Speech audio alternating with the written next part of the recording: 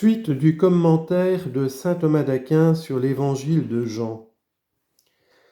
Chapitre 5, suite. Amen, amen, je vous le dis, l'heure vient et c'est maintenant où les morts entendront la voix du Fils de Dieu et ceux qui l'auront entendu vivront. Parce que certains pourraient douter que l'on puisse passer de la mort à la vie, le Seigneur annonce la réalisation d'un tel passage en disant « Je dis qu'il passera de la mort à la vie », et ceci se réalise déjà par avance. Et c'est ce qu'il dit ici. Amen, amen, je vous le dis, l'heure vient. Non pas soumise à une nécessité fatale, mais déterminée à l'avance par Dieu. Citation. Voici venue la dernière heure. 1 Jean chapitre 2 verset 18. Et pour que nous ne la croyions pas éloignée, il ajoute « et c'est maintenant ». L'heure est venue de nous réveiller de notre sommeil. Romains chapitre 13 verset 11. C'est-à-dire, c'est maintenant l'heure où les morts entendront la voix du Fils de Dieu et ceux qui l'auront entendu vivront. Ces paroles peuvent s'expliquer de deux manières. D'une première manière, en les rapportant à la résurrection des corps. Elle signifie alors, il est vrai qu'au terme tous ressusciteront, mais il y a plus, l'heure vient et c'est maintenant, où certains que le Seigneur allait ressusciter entendront la voix du Fils de Dieu. Ainsi Lazare l'entendit lorsqu'il lui fut dit « Viens dehors ». Ainsi l'entendirent la fille du chef de la synagogue et le fils de la veuve. On peut comprendre d'une autre manière, selon saint Augustin, en rapportant les paroles et c'est maintenant à la résurrection de l'âme. Il y a en effet, comme nous l'avons dit plus haut, une double résurrection, celle des corps qui sera et qui n'est pas encore, mais qui aura lieu lors du jugement à venir, et celle des âmes qui passent de la mort de l'incroyance à la vie de la foi, et de l'injustice à la justice. Et celle-là se réalise déjà maintenant. Aussi dit-il, l'heure vient et c'est maintenant où les morts, c'est-à-dire ceux qui ne croient pas, et les pécheurs, entendront la voix du Fils de Dieu, et ceux qui l'auront entendu vivront selon la vraie foi. Mais ces paroles impliquent deux choses étonnantes. La première, quand le Christ dit que les morts entendent. La seconde, lorsqu'il ajoute que par l'audition, ils reviennent à la vie, comme si l'audition précédait la vie, alors que pourtant elle est un acte de la vie. Mais si nous rapportons cela à la résurrection des corps, il est vrai que les morts entendront, c'est-à-dire obéiront à la voix du Fils de Dieu. La voix en effet exprime ce que l'on conçoit intérieurement. Or la nature tout entière obéit radicalement à ce que Dieu veut et conçoit. Citation, « Il appelle les choses qui ne sont pas comme celles qui sont ». Romains chapitre 4 verset 17.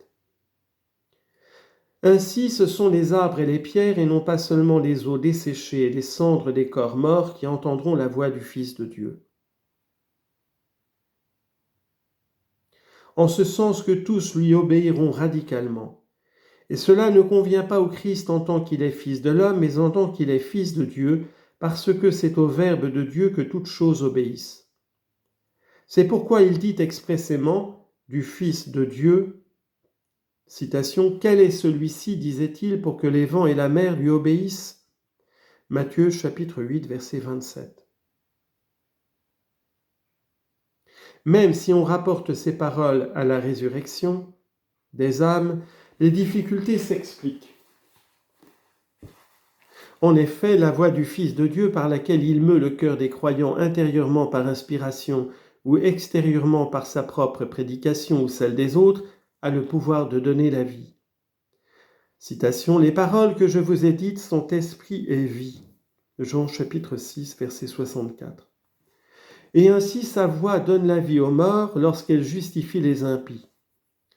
Ainsi, parce que la voix qui mène à la vie est l'audition, qu'elle soit celle de la nature qui en obéissant mène à la restauration de la nature, ou celle de la foi qui mène à la restauration de la vie et de la justice, il dit, et ceux qui l'auront entendu, par l'obéissance quant à la résurrection des corps, ou par la foi quant à la résurrection des âmes, vivront dans leur corps, dans la vie éternelle et dans la justice, dans la vie de la grâce.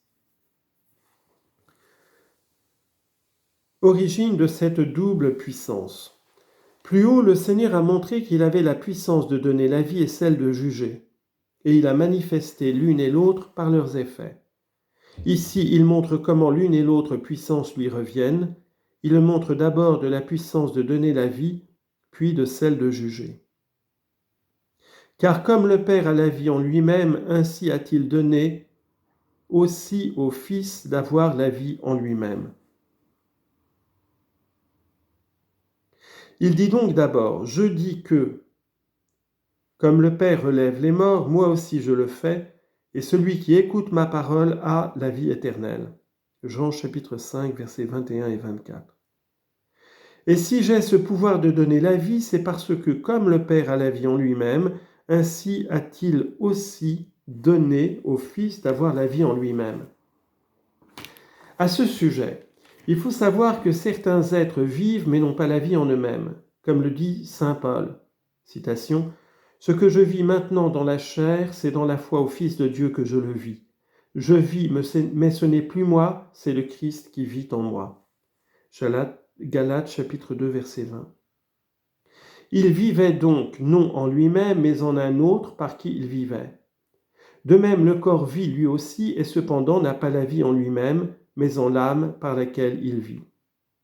Celui-là donc a la vie en lui-même, qui a la vie essentielle et non participée, c'est-à-dire qui est lui-même la vie.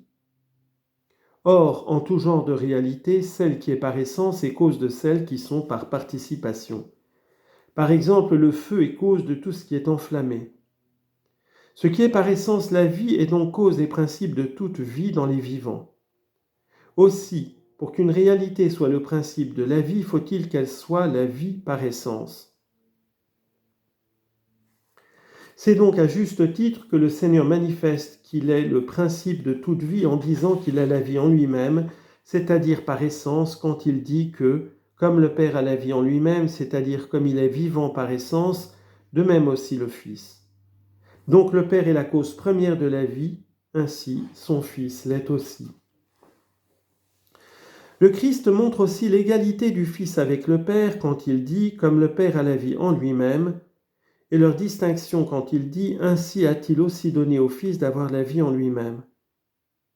En effet, le Père et le Fils sont égaux dans la vie, mais ils se distinguent en ceci que le Père donne et que le Fils reçoit. Mais il ne faut pas comprendre par là que le Fils reçoive la vie du Père qui la lui donnerait comme s'il avait d'abord existé sans l'avoir. De la même manière que dans les réalités inférieures, la matière première existante en puissance reçoit la forme et le sujet est soumis à l'accident. Car il n'y a rien dans le Fils qui préexiste à la réception de la vie.